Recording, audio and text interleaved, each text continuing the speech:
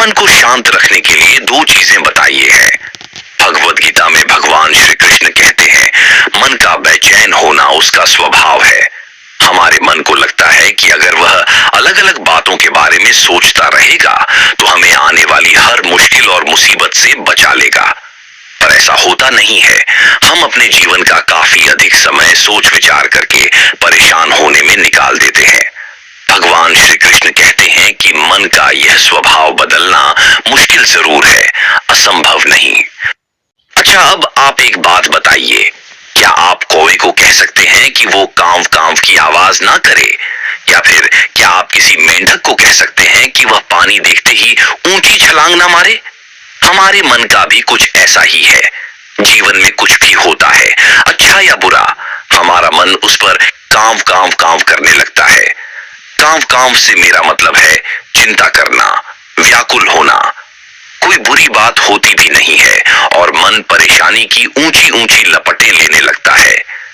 कभी कभी तो मुझे ऐसा लगता है कि हम में से कई लोग सिर्फ परेशान होने के लिए जीते हैं।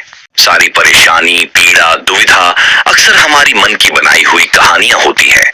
भगवान श्री कृष्ण हमें हमारे मन को शांत और स्थिर करने के लिए दो उपाय देते हैं।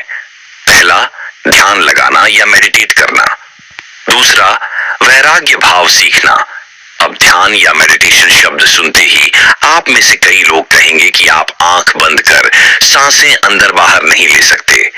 यहां हम सब गलती कर बैठते हैं। मेडिटेशन या ध्यान का मतलब सिर्फ आंख बंद कर बैठना नहीं होता। मेडिटेशन का मतलब होता है अपना पूरा ध्यान किसी चीज पर लगाना और उसे हटने नहीं देना। अगर आप रोटी बना रहे हैं तो सिर्फ उस बात पर ध्यान दीजिए। अगर आप पिक्चर देख रहे हैं तो अपना पूरा ध्यान पिक्चर पर लगाएं। ये मत सोचिए कि पिक्चर देखकर आप अपना कितना वक्त बर्बाद कर रहे हैं। जब आप जीवन के हर छोटे बड़े काम को पूरे ध्यान से करते हैं तो आपका जीवन ही एक मेडिटेशन बन जाता है।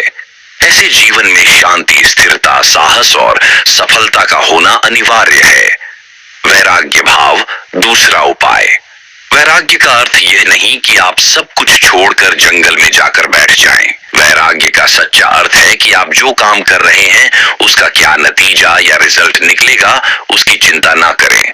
जैसे अगर आपने कोई इंटरव्यू दिया, आप यह कर सकते हैं कि पूरे मन से तैयारी करें और अपना बेस्ट देकर आ जाएं। वह नौकरी मिलना या ना मिलना आपके हाथ में नहीं है। इस नतीजे के पीछे अलग अलग चीजें हैं जो आपके बिल्कुल कंट्रोल में नहीं। तो जिस चीज के बारे में आप कुछ कर नहीं सकते उसके बारे में चिंता भी ना करें। यही वैराग्य का सच्चा मतलब होता है। और यही है भगवान श्री कृष्ण का दूसरा उपाय, मन को चिंता की लपटों से बचाने का। याद रखिए, आप पूरे के पूरे इंसान हैं। समझदारी, संयम और कुशलता से भरे इंसान।